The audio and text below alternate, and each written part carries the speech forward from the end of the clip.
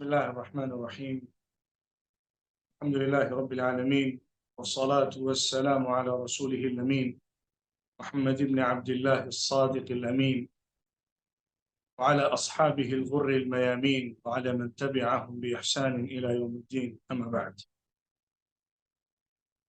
قبل أن ندخل في الموضوع الذي حدد لي، أنا أقدم إليكم اعتذارا على حضوري متأخرا في هذه الجلسة العلمية التاريخية المباركة، وأريد أن أقدم المعذرة إلى حضراتكم لقلة الاستعداد. أيضا كنت في بعض الأشغال، في بعض الرحلات الدعوية والعلمية، فلم أقدر على الاستعداد الصحيح الملائم لهذه الجلسة المباركة، ولكن على كل حال أحاول أن أسلط بعض الضوء على ما حدد لي من الموضوع، وهو موضوع تاريخي مهم جدا، وكذلك هو موضوع يتعلق بحاضرنا كما يعزو إلى غابرنا.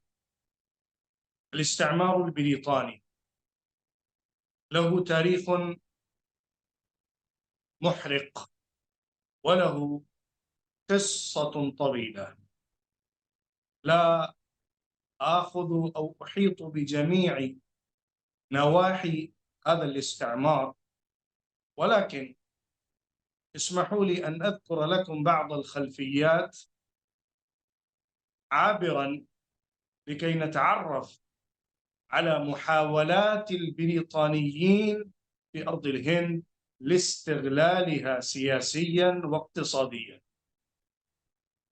إن أوروبا على العموم وبريطانيا على وجه الخصوص استعمرت البلدان الآسيوية المختلفة، وبوجه أخص الشرق الأوسط من البلدان العربية الإسلامية، وكذلك البلدان الآسيوية الشرقية منها الهند. فيقول أحد الكتاب والمؤرخين، هذا المصنف يكتب في هذا الكتاب، المصنف سيلي، هذا المصنف يكتب في هذا الكتاب عن تحليل دقيق للبلدان المستعمرة التي وصل إليها أوروبا على وجه العموم، وبريطانيا بوجه الخصوص، إنجلترا.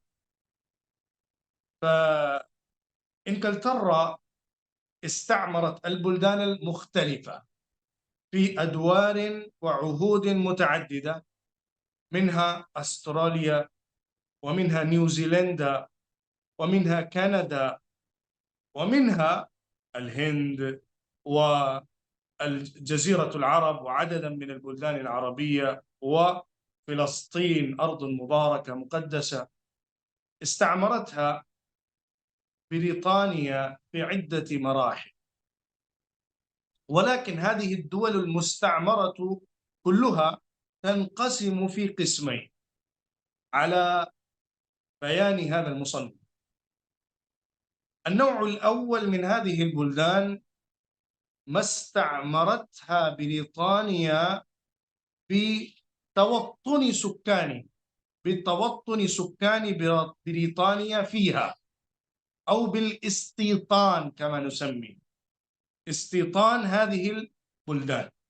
ففي هذا القسم تأتي أستراليا وكندا ونيوزيلندا.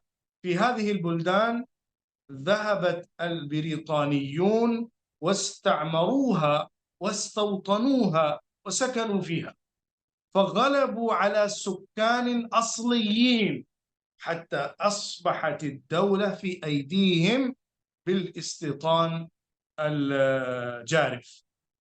وكما نرى في أرض فلسطين، هذا ما فعلوه غريبا جدا على خلاف عادة الاستعمار لبريطانيا وللدول الأوروبية كلها. فهذه البلدان استعمروها بالاستيطان، أرسلوا بعثات كثيرة من بلاد بريطانيا إلى هذه البلدان، وأخذوا الأراضي واستعمروا هذه البلدان وغلبوا على أصل سكانها، حتى أصبحوا أغلبية ساحقة في هذه البلدان. حتى إذا كنا ذهبنا إلى تاريخ الولايات المتحدة أمريكا لرأينا هذه القصة. ولكن بعض البلدان الأخرى التي استعمرتها بريطانيا بالغلبة الاقتصادية والسياسية دون الاستيطان أو دون طلب البريطانيين في هذه البلدان لاستعمارها أرضاً ولاستعمارها استيطاناً وإقامة. فمنها أرض الهند. أرض الهند جاءت فيها بريطانيا بطريق التجارة، وغلبت على سياستها لضعف السياسة الداخلية، ثم استغلتها واستنزفت دماءها وامتصت جذورها وارتضعت بلبان غلائها، وتركتها بعد ذلك فقيرة. هذه قصة بالإيجاز لها تفصيل. دخلت بريطانيا في الهند في أوائل القرن السابع عشر الميلادي. عند انتهاء القرن السادس عشر وبداية القرن السابع عشر بالتحديد في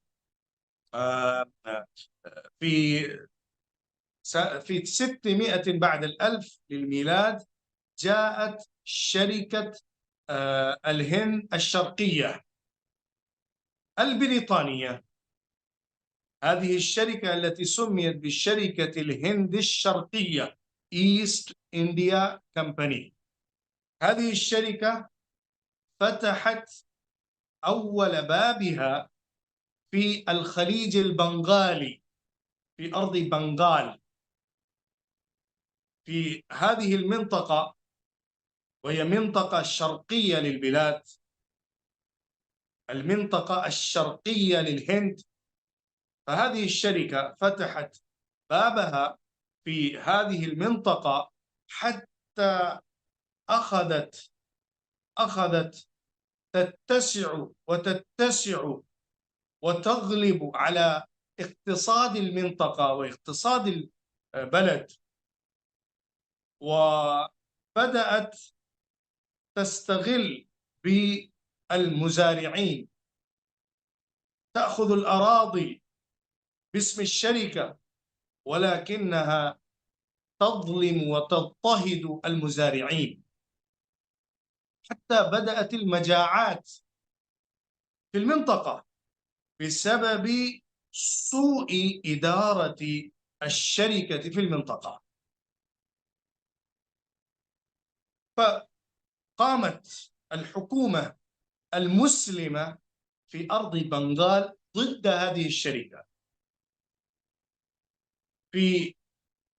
بعد وقت طويل وقع الصدام بين أصحاب هذه الشركة أو الشركة التابعة بالتالية لهذه الشركة. أنا لا أقول أن هذه الشركة بقيت إلى آخر عهدها للاستعمار البريطاني، ولكنها كانت أول أو باكورة الاستعمار البريطاني لأرض الهند، ولكنها فشلت في إدارة المنطقة. فجاءت الشركات التالية من بريطانيا التي بدأت تتسلم زمام الاقتصاد في المنطقة واستعمال الأراضي للزراعة في صالحها. إنها تأخذ قطاعات وإقطاعات كبيرة وطويلة وواسعة من الحكومة وتستعملها بالزراعة لما تريدها، تجعل بعض الشروط هذه الشركات لكي لا يباع حصاد وزروع وحبوب الأراضي الزراعية إلا من هذه الشركات، فإنها هي تتجر بهذه الحبوب خارج البلاد. كما ترون وكما تعرفون أن الاحتكار الاقتصادي من الشركات الكبرى كما نراه في هذا الزمان أيضا، فإن الشركات الكبرى تأكل وتهضم الشركات الصغيرة أو الصناعات المحلية أو الأسواق الإقليمية. فإن هذه الشركة أيضا فعلت نفس الفعل، أخذت المزارع والأراضي واستعملتها في صالحها، وأرسلت حبوبها وزروعها وحصادها وثمارها إلى خارج البلاد. ثم بسبب القوة الاقتصادية غلبت على مناطق كثيرة لهذه المنطقة، ووقع الاصطدام بحكومة بنغال التي يتولاها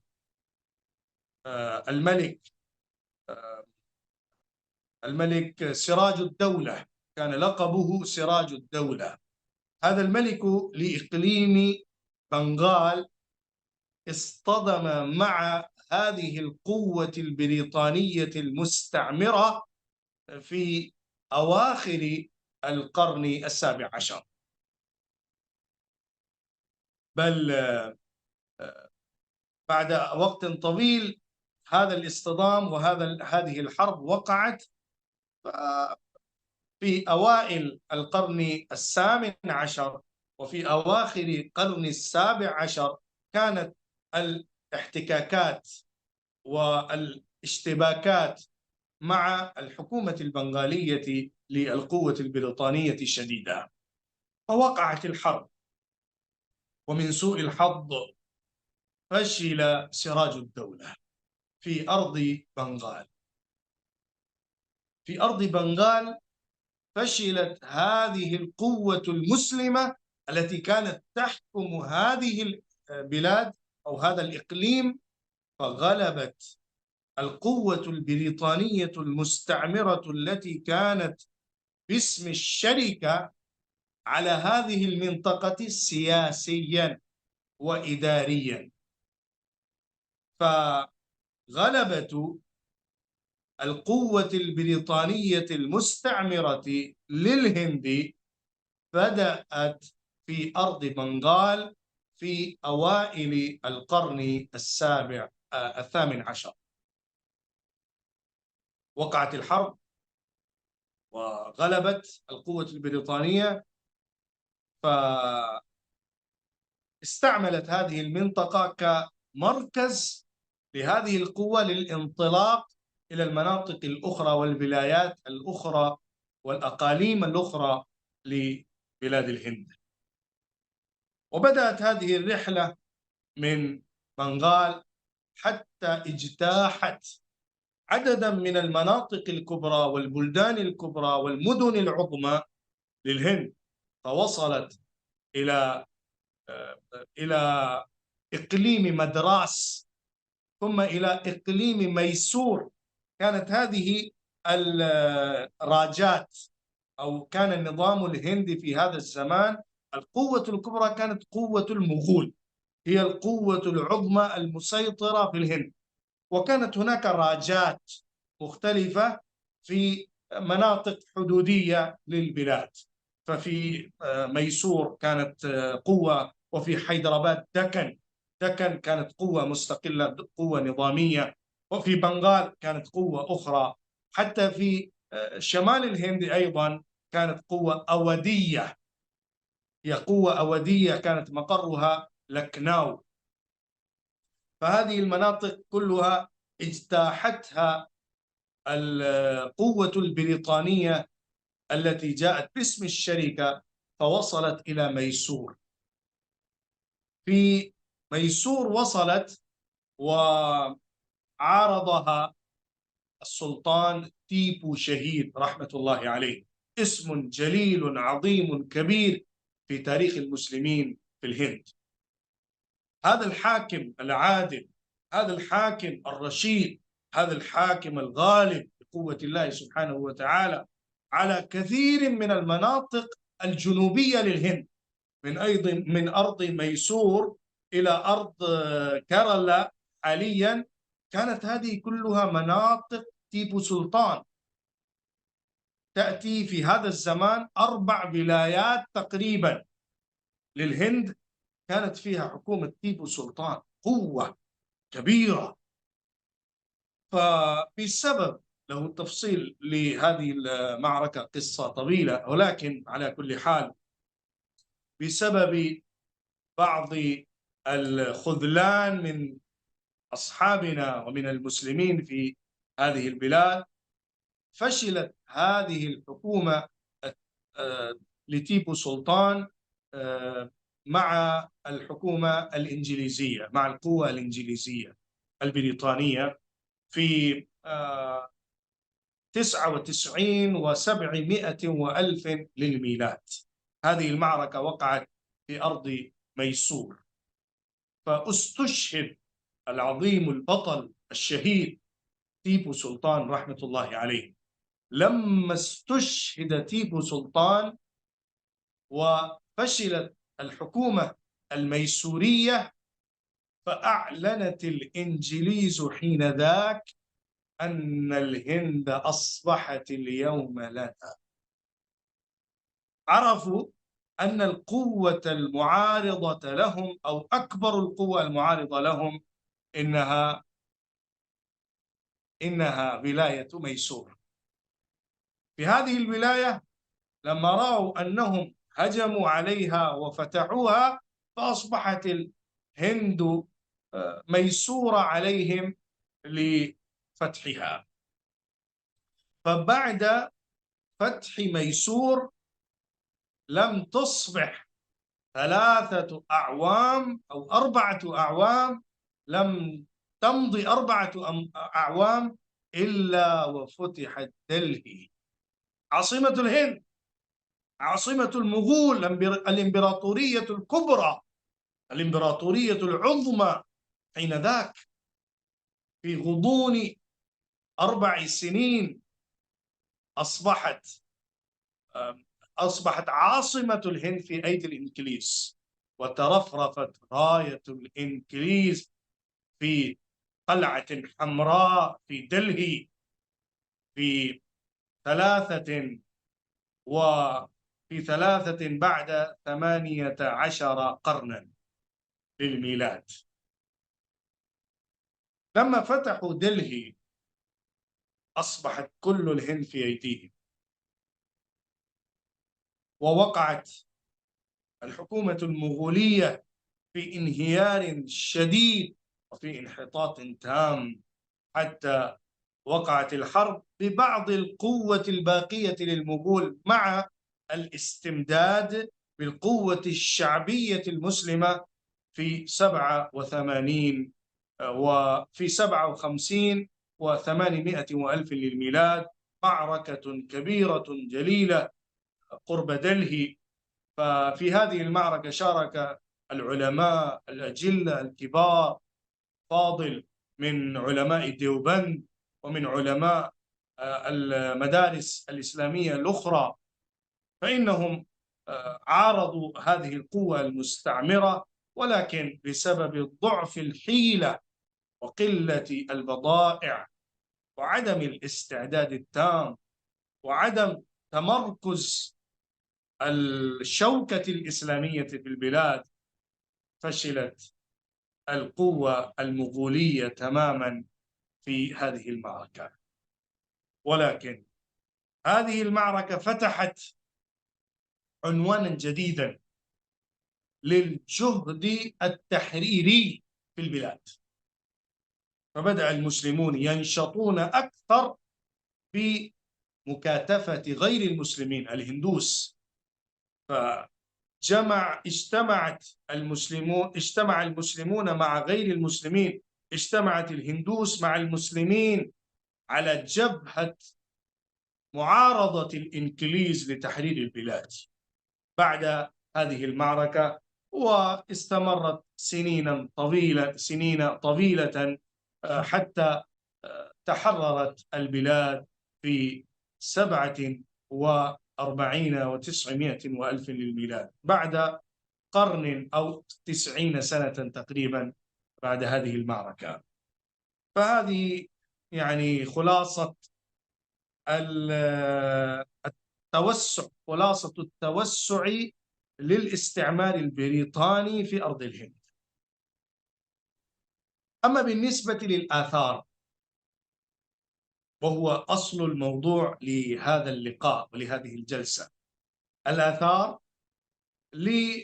للاستعمار البريطاني على الهند عموما وعلى المسلمين خصوصا. فأنا أقسم هذا الموضوع في شطرين. الشطر الأول يتعلق بالاقتصاد وشيئا من يعني النظام المالي للبلاد، الآثار المترتبة على الهند اقتصادا وشيئا من السياسة ممكن أن نقول. والشطر الآخر هو الأثر الثقافي والعلمي، الثقافي والديني، الثقافي والتقليدي. في هذا المجال كيف أثر الاستعمار البريطاني على الهند. أما بالنسبة للاقتصاد فأقول صراحة بجملة واحدة، وهذا مشهور ومعروف لدى الشعب الهندي، لدى سكان الهند، أن الهند كانت طائرا ذهبيا. أن الهند كانت طائرا ذهبيا سرقتها بريطانيا. هذا الطائر الذهبي سرقته وصادته بريطانيا، الحكومة البريطانية، الاستعمار البريطاني. كانت الهند أرضا خصبة، أرضا غنية، كانت أرضا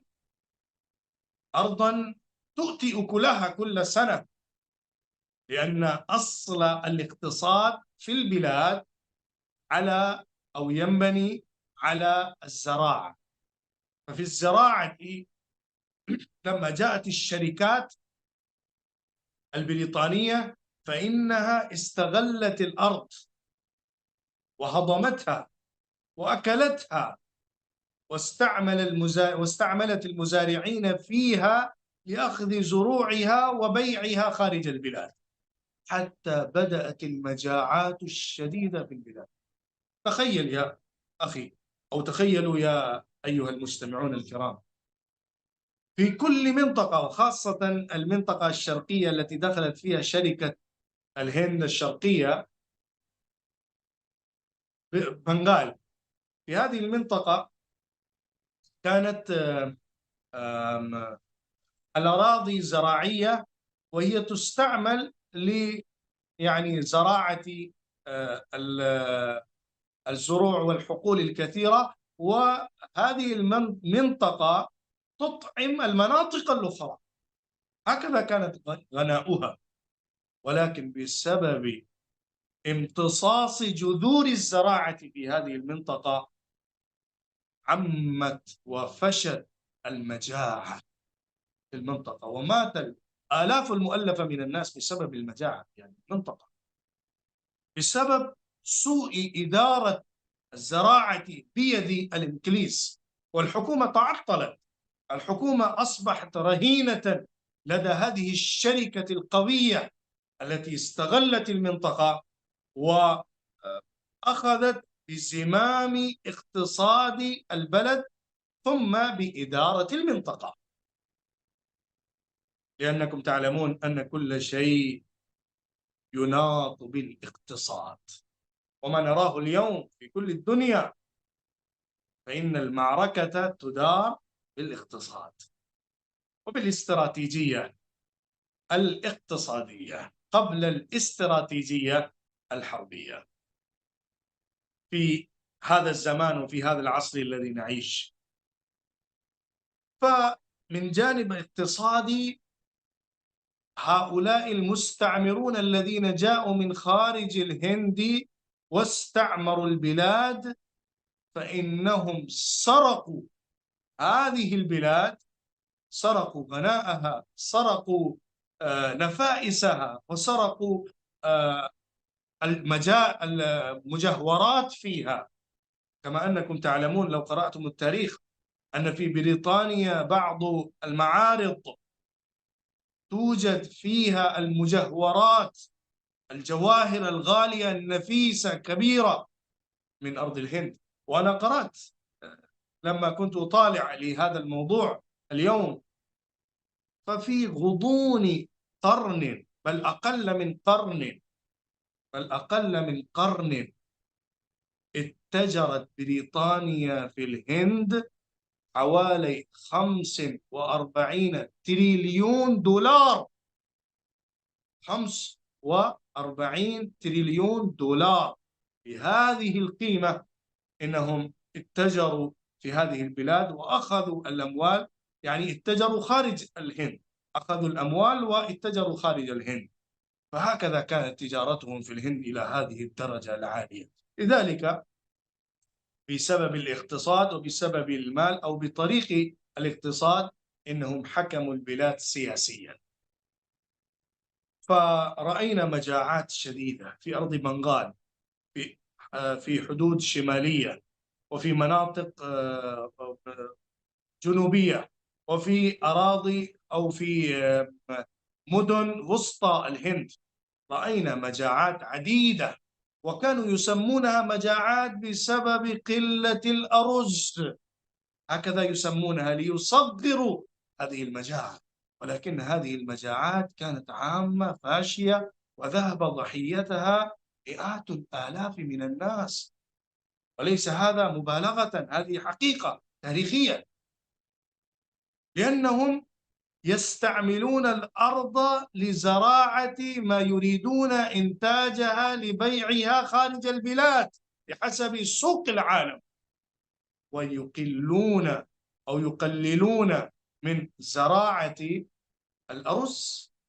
وكان طعام هذه المنطقة قائم على الأرز، فيقل الأرز فلا يستطيعون ما يسدون به جوعهم. فهذه قصة الاقتصاد. فإنهم كانوا قطاع الطريق إذا صح التعبير. وأنا لا أقول لأني هندي وأنا أخاصم البريطانيين، بل هذه قصة تاريخية، هذا واقع تاريخي. إنهم سرقوا كل نفائس البلاد. لما ذهبت الإنجليز من الهند، فإنها لم تترك فيها كثيرا من النفائس والذهب. سرقوا الذهب، سرقوا الحبوب الكثيرة، وسرقوا النفائس الغالية التي كانت إرث المغول، كانت إرث المسلمين، الإمبراطوريات المسلمة في العهود المتنوعة والمتعددة في الهند. فإنهم سرقوا هذه النفائس وهذه الأموال الغالية وهذا الذهب الكبير الكثير، وذهبوا بها إلى بريطانيا. ولكن أنا أقول وأعترف أنهم أعطوا الهند بعض الشيء، مثل القطار، سكة الحديد في طول الهند وعرضها، إنها من حسنات الإنجليز، أنا أعترف بهذا.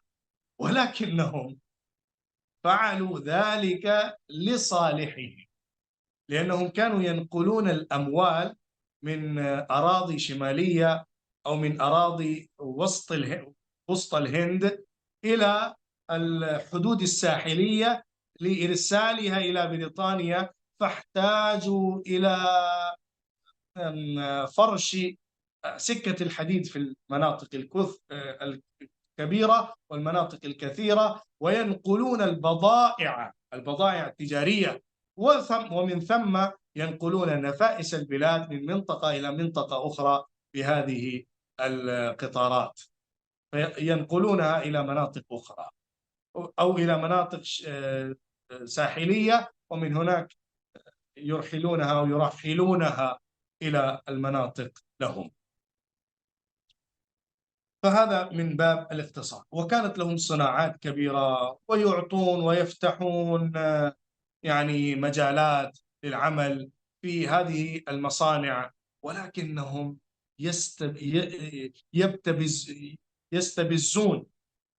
يستبزون بالسكان، وكانوا يظلمون ويضطهدون العاملين، العمال، زراع الأراضي الزراعية وعمال المصانع التجارية، كانوا يظلمون عليه، يعطونهم قليلا ويأخذون منهم كثيرا، كما أنتم تعلمون قصة كل الحكومة المستبدة الظالمة القاهرة. فهذه كانت قصتها. أما من باب السياسة فإنهم يئدون كل صوت يرفع ضد هذا الاستعمار، وعملوا سياسيا على استراتيجية وعلى حيلة فرق تسد. هذا المصطلح أصبح رائجا لدينا بسبب الاستعمار البريطاني، فإنهم كانوا يفرقون بين المسلمين وغير المسلمين، كانوا يفرقون بين الهندوس وغير الهندوس، كانوا يوزعون الشعب على أساس اللغة، على أساس اللون، على أساس الثقافة، على أساس العمل، على أساس الطبقات. كانوا يوزعون الناس، وعلى أساس الدين والمذهب كانوا يقسمون ويوزعون الناس، يشتتونهم ويحكمون عليهم. لأننا نعلم أن القوة المعارضة إذا تفككت أو فككت بيد القوة القائمة فإن المعارضة تهدأ، والقوة المدافعة تنهار. هكذا كانوا يفعلون في الهند سياسيا، يثيرون الناس ضد الآخرين، يحفزون ويحرضون أصحاب الدين على أصحاب دين آخرين. كانوا يريدون أن يقع تخاصم بين المسلمين وغير المسلمين، لذلك بدأوا ينشرون الأكاذيب حول المغول، لأنهم أخذوا مقاليد الحكم من المغول، فبدأوا يشككون الناس حول المغول بأنهم جاءوا مستعمرين، إنهم كانوا يظلمون على الهندوس، إنهم كانوا يأخذون كثيرا من معابد الهندوس، إنهم يفعلون هذا وذاك. فإنهم يعني يفهمون الناس هذا الفهم الخاطئ عن المسلمين، وكانوا يقولون للمسلمين أن القوة المعارضة الهندوسية إذا قامت فإنها تحكم عليكم، وإنها تقوم بكذا وكذا. فكانت سياستهم قائمة على فرق تسد، على التفريق والسيادة. وفي الحقيقة إن أكبر حكم البلاد كان بيد المسلمين في المناطق الشمالية وفي المناطق الجنوبية للبلاد، فإن الإنجليز أخذت مقاليد الحكم في البلاد من أيدي المسلمين، فإنها أخذتها من أيدي المسلمين، لذلك كانت تعارض المسلمين ويعارضها المسلمين أكثر من غيرهم. لذلك نرى في حرب 57 و800 وألف للبلاد كان المعارضون للقوة البريطانية العلماء والدعاة إلى الله، العلماء أصحاب المدارس، طلاب المدارس، وقتل واستشهد الآلاف المؤلفة من المسلمين في حرب واحدة، بل مئات الآلاف من المسلمين. فإذا كنا نتكلم عن الآثار الاقتصادية والسياسية، فإن الاستعمار البريطاني لم ينفع الهند بشيء من النفع أو شيئا ما. في الاقتصاد، نعم، فتحت الشركات المختلفة صناعات جديدة في البلاد، وأخذت بالتقدم والرقي البريطاني واستعملوه في الهند، ولكن سلبوا ونهبوا الحصاد، الحبوب، الثمار، المنتجات، الحاصل من الصناعة والزراعة، نهبوه وسلبوه وأعطوا الناس ما يسد رمقهم فقط. ومن باب السياسة كانت سياستهم ظالمة مستبدة، سياسة الاستبداد بلا ريب، استبداد على كل الشعب، لأن هذا الشعب لا ينتمي إليهم نسبا ولا دينا ولا ثقافة ولا في شيء. إنهم كانوا قطاع الطريق، إنهم كانوا قطاع الطريق، هجموا على المنطقة وجاءوا وثاروا على هذه البلاد، وسلبوا ونهبوا وسرقوا الغالي والنفيس من هذه البلاد، وذهبوا به إلى مناطقهم وإلى بلادهم بريطانيا. هذه سياستهم واقتصادهم. أما الأثر الثقافي والديني، وهو أهم لجلستنا ولهذه المحاضرة، إذا كنا نتكلم عن الجانب الثقافي فإننا نجد جانبا إيجابيا وجانبا سلبيا. أنا أذكر الجانب الإيجابي في المجال الثقافي لأثر بريطانيا على الهند. من باب إيجابي، إنهم منعوا تقليد السدي في الهندوس. هذا التقليد الذي كان رائجا طوال القرون وطوال العصور الكثيرة الطويلة، هذا التقليد هو أن المرء إذا مات فإن زوجه تدفن حية معه في قبر زوجها. هذا التقليد كان موجودا في الهند حتى في عهد المسلمين، وما يذكر عن المسلمين بأنهم ظلموا على الهندوس وإنهم فعل ولا فاعيل بالهندوس، وهذا كله خطأ وكذب. حتى الحكام المسلمين لم يمنعوا من هذا التقليد المذهبي الديني عندهم عند الهندوس، وإن منعوا بقدر ما لكنهم أعطوا الحرية الدينية لكل المواطنين. لما جاءت بريطانيا الاستعمار البريطاني فإنه منع تماما ورفض هذا التقليد في البلاد.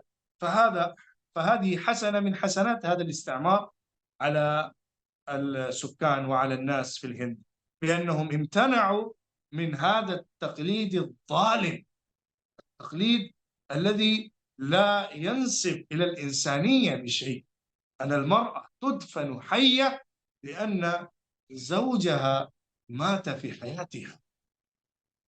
وفي بعض المناطق أن المرأة بعدما تصبح أيمة أن تحلق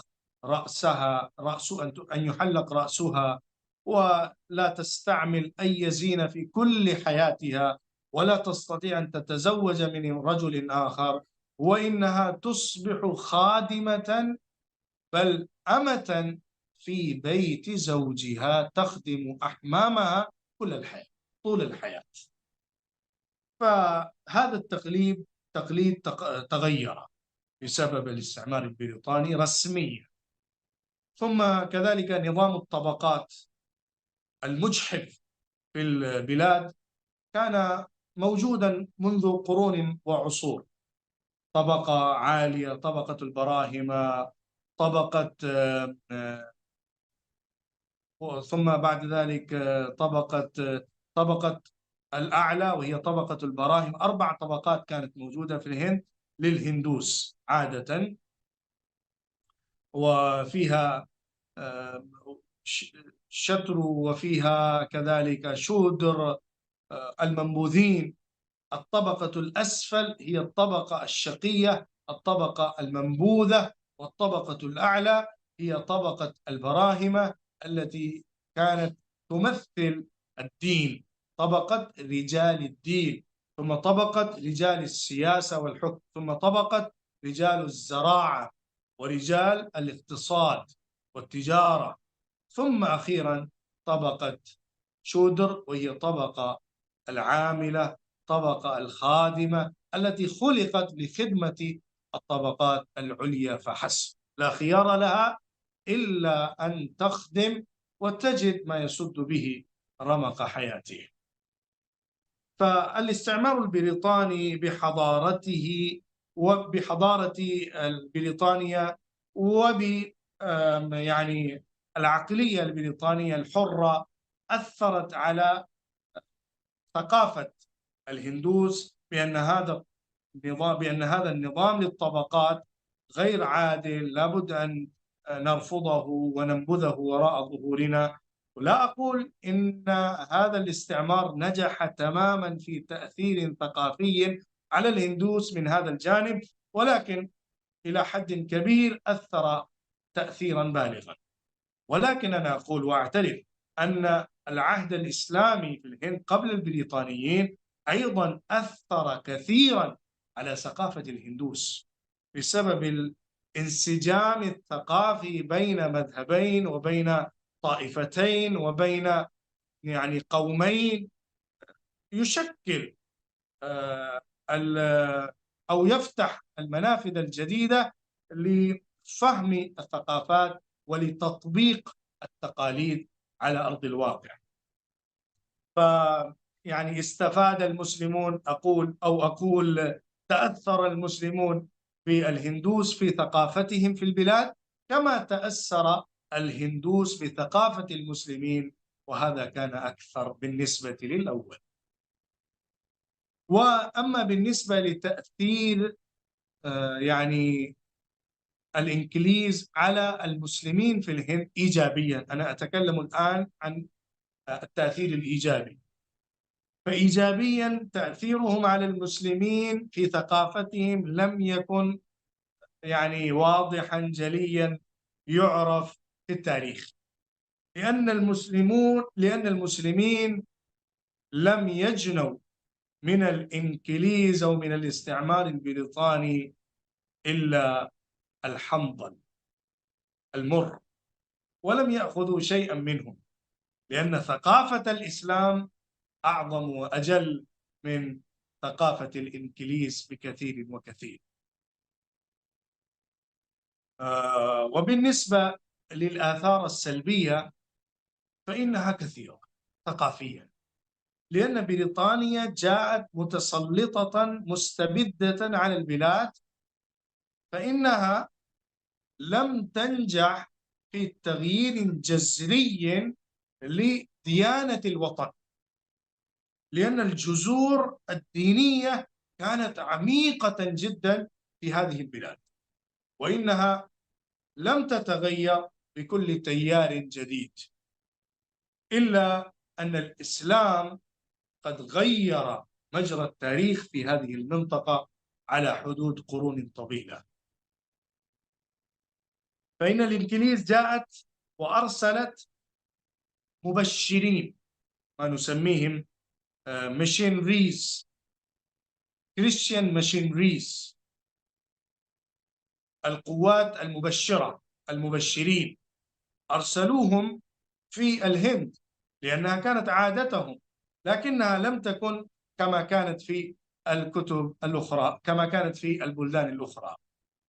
فإنهم أرسلوا المبشرين في هذه البلاد وهؤلاء المبشرون كانوا يبلغون رسالة المسيح ويدعون إلى المسيحية، فاحتضنت الأقلية أو العدد القليل في المنطقة بسبب هذا التبشير مع الاستعمار في الهند بالديانة المسيحية. ولكن من باب ثقافي إنهم جاءوا بمناهجهم التعليمية لتغيير ثقافي. أنا أقول وأوضح حقيقة كبيرة أن التغيير الثقافي في الأجيال القادمة لا يتحقق إلا من باب التعليم، وهذا أنجح وأصوب طريق لتغيير الأجيال.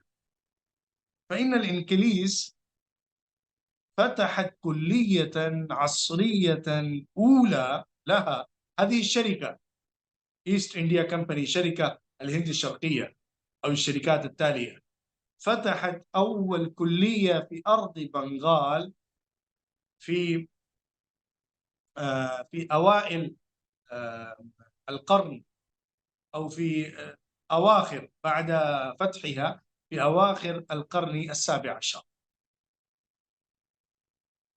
فإنهم فتحوا هذه الكلية، وبذلك أرادوا أن يخرجوا من هذه الكلية خدما لهم في إداراتهم، في مكاتبهم، في مصانعهم، من يعرفون الكتابة ومن يعرفون اللغة الإنجليزية، فيستعملونهم في مصانعهم، فيستعملونهم في أسواقهم، ويستعملونهم في مكاتبهم لإدارة المناطق. فإنهم يفتحون مجالات العمل أمامهم ويدعونهم إلى هذه الكليات للتعلم منهم. كما قال أكبر إلهابادي الشاعر الظريف، الشاعر الظريف الأردوي في الهند، هو من أكبر آباد من المناطق الشمالية للهند، هو يقول: अफसोस कि फिरौन को कॉलेज की न सूझी, यूं कत्ल से बच्चों के वो बदनाम न होता. يقول الشاعر أكبر إلهابادي كان من إلهاباد، أنا قلت أكبر آباد، كان اسمه أكبر وهو كان من إلهاباد في ولاية أوتر براديش، حاليا المنطقة الشمالية. هو يقول: من الأسف أن فرعون لم يتفكر عن الكلية، لم يتفكر عن التعليم العصري، لم يتفكر عن التأثير على الأجيال بالتعليم.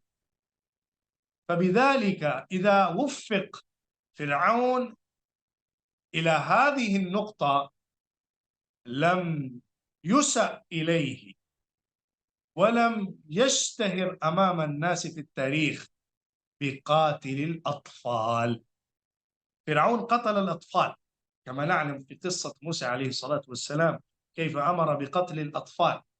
فيقول الشاعر: لو كان يعرف تأثير التعليم وتغيير الأذهان للأجيال القادمة بمناهج تعليمية وبدراسات عصرية، فإذا كان يعرف كيف تغير ثقافة القوم تتغير الجيل كله والأطفال كلهم بهذا التعليم، كما فعلت الإنجليز في الهند.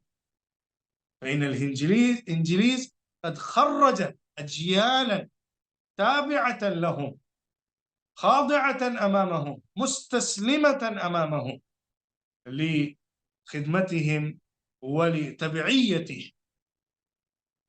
ولكن العداء للغة الإنجليزية الذي كان سائدا ورائجا في الهند، العلماء المسلمون الأوائل كانوا يعادون اللغة الإنجليزية باسمها. لماذا؟ لأن هذه اللغة كانت تغير ثقافة الوطن، تغير ثقافة الجيل، لذلك هم خاصموا هذه اللغة. لكن هذا العداء لم يبقى طويلا بسبب الضرورة العصرية وبسبب مسايرة الزمان. فهناك تيار آخر قال لا بد بأن آه، أن نأخذ العلم من الإنجليز، ولكن نصوغه بصيغة الإسلام، ونجعله أو نصوغه في بوتقة الإسلام. هكذا كانت فكرة. هذه فكرة أخرى، وفكرة أخرى كانت موجودة. فالفكرة الأولى تمثلها دار العلوم ديوبند في أول عهدها، كانت تعارض الإنجليز، وخرجت أجيالا كانوا من أبطال التحرير، تحرير البلاد. فإنها كانت تعارض اللغة الإنجليزية والتعليم في المعاهد الإنجليزية والكليات الإنجليزية التابعة للحكومة الإنجليزية.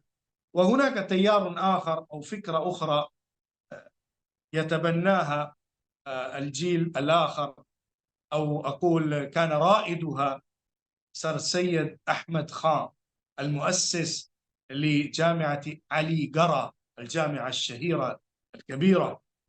فمؤسس هذه الجامعة سيد علي هو كان يرى سر سيد أحمد خان، هذا المؤسس كان يرى أن يعلم الأجيال اللغة الإنجليزية والتكنولوجيا والعلوم ساينس، ويعلموهم المعارف الحديثة لكي يتأهل بها المسلمون على وجه الخصوص، ويستطيعوا أن يقوموا على أرجلهم لإدارة الأمور على نصابها حسب الزمان. فكلا التيارين كانتا في اتجاهتين المختلفتين، حتى نشأت حركة ندبة العلماء للجمع بين التيارين، وللجمع بين النظامين والمنهجين للتعليم والتربية، لكي يأخذوا من النظام الأصلي التراثي للمسلمين، وكذلك يأخذوا من العلوم العصرية الحديثة اللازمة أن يتعلمها المسلمون. فمن جانب تعليمي غيروا الأجيال وجعلوهم في ثقافتهم. بدأ الناس يفتخرون بالملابس التي يستعملها الإنجليز، وبدأوا يذهبون إلى الجامعات الإنجليزية للتعليم العالي ويتفاخرون بها. في هذا الزمان إذا كان أحد يتعلم في كليات إنجليزية حتى يذهب إلى بريطانيا ويتعلم في بريطانيا ويرجع إلى الهند بعد التعليم، ثم يكون يعني يكون عامل كبير، ويكون صاحب منصب عالي في الحكومة البريطانية الهندية، فإنه يفتخر به. هكذا تغير الذهن في البلاد بسبب تأثير ثقافي علمي على الأجيال التي نشأت تحت سيطرة الاستعمار البريطاني. ولكن على الرغم من كل ذلك كانت هناك أصوات ونداءات لمعارضة هذه القوى، حتى تبنى بعض الناس من الذين تعلموا في الكليات الإنجليزية وتعلموا في بريطانيا، وإنهم جاءوا إلى الهند وبدأوا يرفعون صوتهم العالي لتحرير البلاد. شوكة علي وجوهر، علامة جوهر، مولانا شوكة علي، هؤلاء كلهم كانوا من أصحاب العلوم الجديدة، وإن لقبوا بمولانا ولكنهم ليسوا بعلماء، ولكنهم كانوا أصحاب العلوم العصرية، ودرسوا في مدارس عصرية ودرسوا في جامعات، لكنهم كانوا من أعلام التحرير للبلاد، لأنهم عرفوا أن هذا الاستعمار لا يستحق أن يدوم طويلا في هذه البلاد، إنها لنا، وهذه البلاد للمسلمين وغير المسلمين، لأهل الهند كلهم أجمعين. ففتحوا باب التحرير وفتحوا أو جاهدوا جهادا طويلا وجهادا مريرا أيضا لتحرير البلاد. ولكن من جانب اعتراف بالحق أقول إن الإنجليز في باب العلم أعطت الهند كثيرا، لأنها فتحت مجالا واسعا للعلوم الحديثة لأهل الهند، فتحت كليات ومعاهد، فتحت لصالحها لأنها كانت تريد من يعمل في مكاتبهم. الإنجليز كانوا يريدون أن يخرجوا أجيالا تخدم إدارة البلاد في مكاتبهم لسياستهم، لكن هذه العلوم الحديثة التي جاءت منهم كانت سببا للتنور في الناس، فتعلموا العلوم والمعارف الحديثة في باب التكنولوجيا، في باب العلوم، في باب الآداب، وارتقوا ارتقاء كبيرا في هذه المجالات العلمية حتى استطاعوا أن يقوموا أمام الإنجليز رأسا برأس. قاموا أمامهم على يعني قوة معارضة صحيحة تستطيع أن تخاطب الآخرين، وتستطيع أن تخاطبهم بلغتهم، وتخاطب عقليتهم، وتتسلح بأسلحتهم كما نسمي إذا صح التعبير. إنهم تسلحوا بأسلحة الأعداء وعارضوهم وخاصموهم حتى تمكنوا من تحرير البلاد. فمن باب آثار علمية على أهل البلاد فإنها أيضا كبيرة، بعضها إيجابية وبعضها سلبية. لذلك نرى تيارين: تيار معارض للتعليم الإنجليزي أو التعليم للغة الإنجليزية، وتيار مساند لهذه المناهج التعليمية للتسلح بأسلحتهم حتى نتمكن من معارضتهم صدقا. وكلا التيارين نجح في مهمتهما للحفاظ على شريعة الإسلام وللحفاظ على الدين في الأجيال بهذا التيار الأول، ثم لتخريج دفعات أو أجيال تستطيع أن تناهض هذه القوة القوية الغالبة في البلاد بتسلحها بأسلحة الأعداء من العلوم والتكنولوجيا والمعارف الحديثة. فهذه خلاصة الآثار التي شاهدناها ورأيناها في الثقافة وفي العلم وفي الاقتصاد وفي السياسة. حتى أخيرا نقول إن في القانون أيضا الهند الجديدة، الهند بعد التحرير أصبحت جمهورية، دولة جمهورية ديمقراطية. هذا بسبب الإنجليز، لأن الجمهوريات أو النظام الديمقراطي كان موجودا فيها، ف يعني جاء في الهند هذا النظام، وإلا كانت الهند غير جمهوري، كانت الهند تحت راجات في أقاليم مختلفة وتحت الحكومة المغولية الأسرية، ولكن بسبب هذا أصبحت دولة ديمقراطية. وقانون الهند أيضا يعني على أصوله وعلى يعني صياغته مثل قانون الإنجليز كما يقول المهرة في هذا الفن، لأن هذا القانون أيضا استعير في اصطلاحاته من الإنجليز. فهذا من باب القانون أيضا.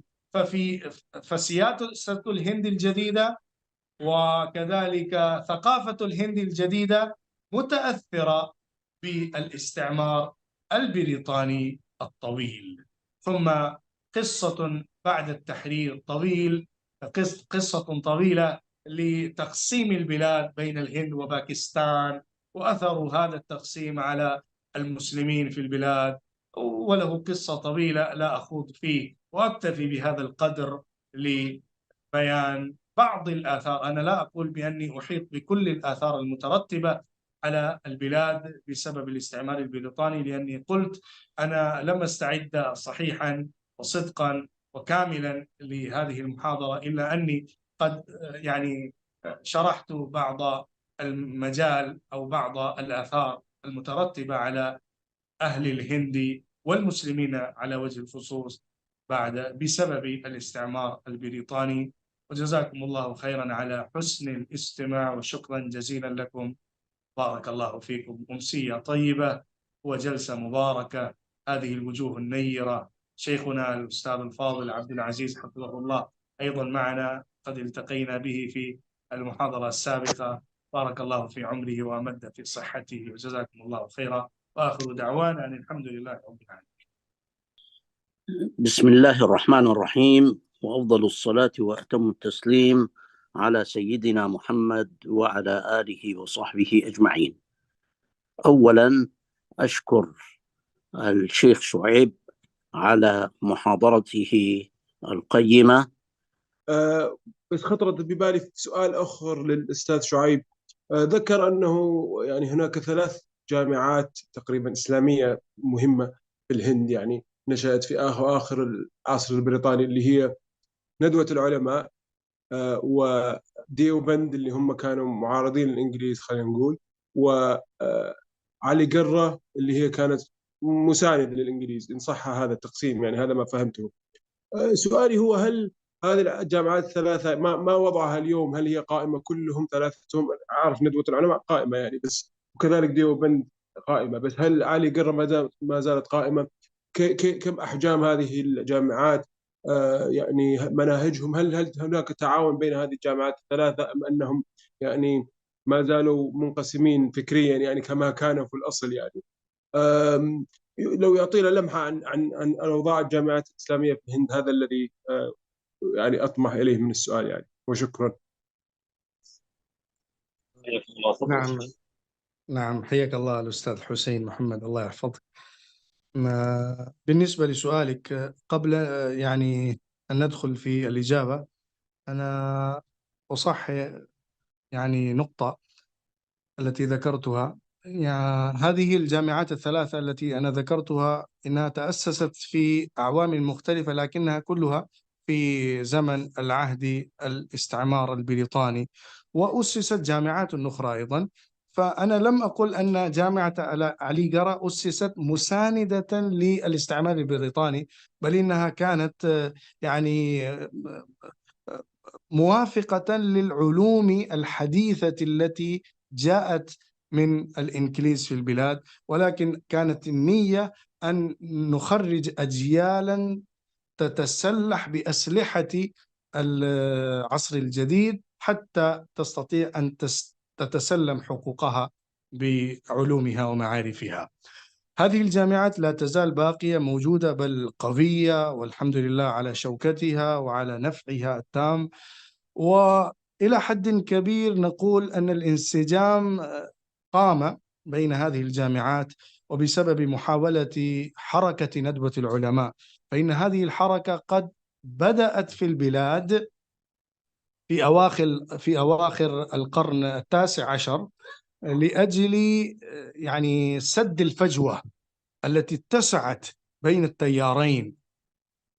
التيار الذي يقول لا علاقة لنا مع الإنجليز، لا ثقافة ولا علما ولا ديانة ولا سياسة ولا في شيء ما حتى تقليدا عاديا. والتيار الآخر كان نحن نقلد الإنجليز، نحن نقلد الإنجليز في علومهم ومعارفهم حتى في ثقافتهم لكي نكون مثلهم أقوياء. فجاءت ندوة العلماء للجمع بينهما بأخذ العلوم الأصيلة العريقة للمسلمين من التفسير والحديث والفقه، والاهتمام به اهتمام جذري وأصلي، ومع ذلك الاهتمام والأخذ الملائم للمعارف الحديثة وللعلوم الجديدة.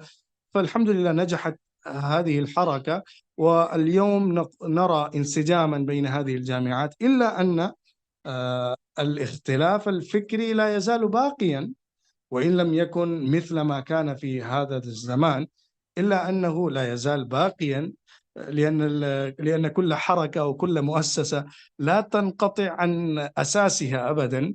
فهذه الفكرة موجودة، يعني معارضة للعلوم العصيرة بالاتجاه الكبير، وهناك اتجاه بأن العلوم العصرية هي الأصل، نأخذ من العلوم الدينية بسيطا منها. يعني هذه الأفكار باقية، إلا أن الانسجام العملي في المجالات العملية موجود. أما بالنسبة لسؤالك بجامعة علي قرا، علي قرا الحمد لله جامعة كبيرة وعريقة وقوية، إنها جامعة للأقلية المسلمة. هذا الحق له، الحق لهذه، الحق للجامعة أنها للأقلية المسلمة، ولهم فيها الحمد لله يعني كثيرا من المراعاة لهم. وهل فيها فخرجت دعم هذه، حكومي أم أنها يعني من الأعمال من التبرعات يعني؟ إنها أسست من التبرعات، لكنها تأخذ تبرعات، لا تأخذ يعني حصص من الحكومات أيضا، تمام. من جزاك الحكومة الله. الهندية، لأنها تأتي تحت الحكومة، لأنها جامعة معترف يعني بها من وطنية، الحكومة. جامعة نعم. وطنية. لذلك تأخذ يعني المساعدات من الحكومة. إلا أنها مفهوم. خرجت سياسيين مسلمين كثيرين، وكثير من السياسيين المسلمين تخرجوا من هذه الجامعة. جميل. جميل. شكرا لك. جزاكم الله خير.